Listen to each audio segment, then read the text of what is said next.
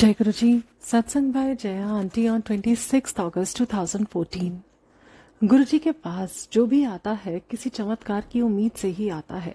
चमत्कार होता भी है। गुरु जी के तो दर्शन मात्र से ही चमत्कारों की झड़ी लग जाती है। फिर बड़े मंदिर के आसपास भी जो पहुंच गया उसका कल्याण शुरू हो जाता है। पर हम इंसानों की सोच भी अजब है। हमारे साथ जब भी अच्छा होता है तो उसका श्रेय हम खुद को देते हैं, और कुछ बुरा होता है तो भगवान से पूछते हैं कि हमारे साथ ऐसा क्यों हो रहा है। गुरुजी ने हमेशा अपनी संगत को बीमारियों से दूर किया है। 10% ही हमें सहना पड़ता है, वो भी हमारे जमा हुए कर्मों को काटने के लिए। पर हम उतना भी सहना नहीं चाहते।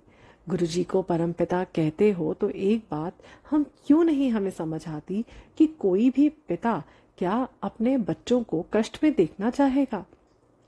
जब एक साधारण पिता अपनी जान लगा देता है कि बच्चे को कोई तकलीफ ना हो, और फिर भी बच्चे की वो तकलीफ जो वो नहीं मिटा सकता उससे अपने को कितना विवश महसूस करता है। गुरुजी भी तो हमारे दुख से बहुत दुखी होते हैं। वो भी अपने बच्चों की व्यथा से काफी विवश महसूस करते हैं।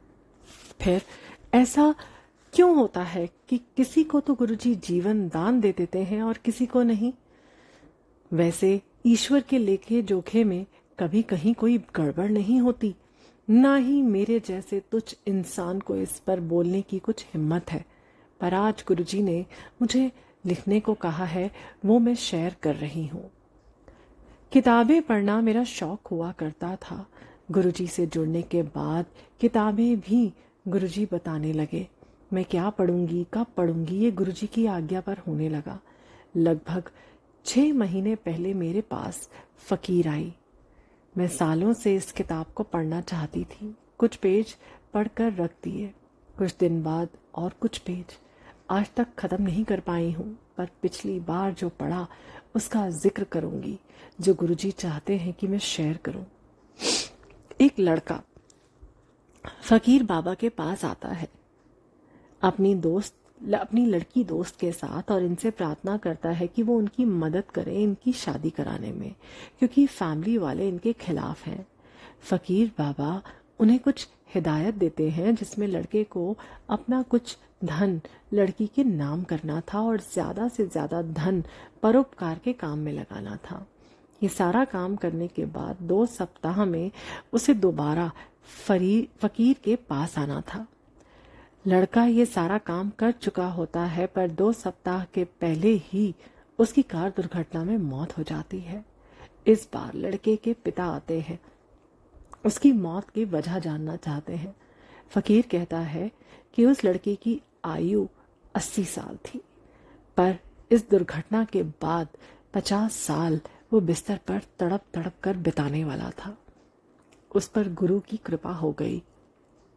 उसने बहुत से अनाथ बच्चों के लिए जीने का इंतजाम कर दिया, और जो जो फकीर ने कहा था वो इसने किया। इस कारण उसे इस कष्ट से मुक्ति मिल पाई।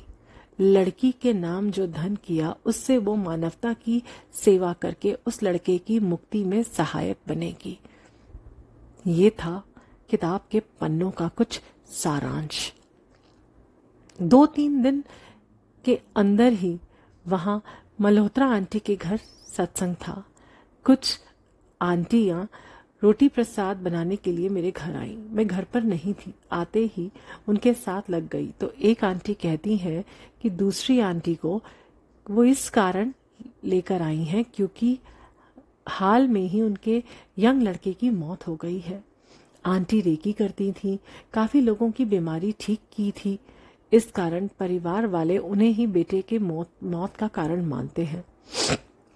मुझे फकीर की बात याद आई।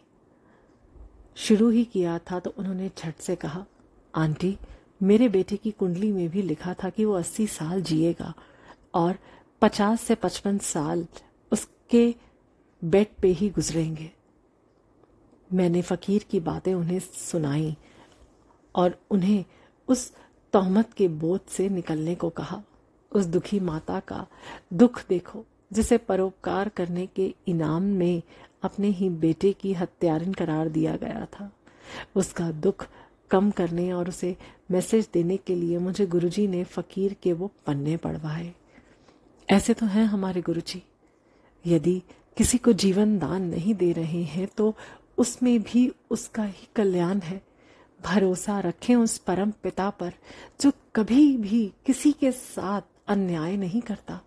वो अपने किसी क्रिएशन को ऐसा टास्क नहीं देता है जिसकी क्षमता उसमें ना हो। उनके हर फैसले को सहज होकर स्वीकार करें, हम समर्पण के साथ गुरुजी को याद करें। वो हर पल हमारे साथ हैं। जय गुरुजी।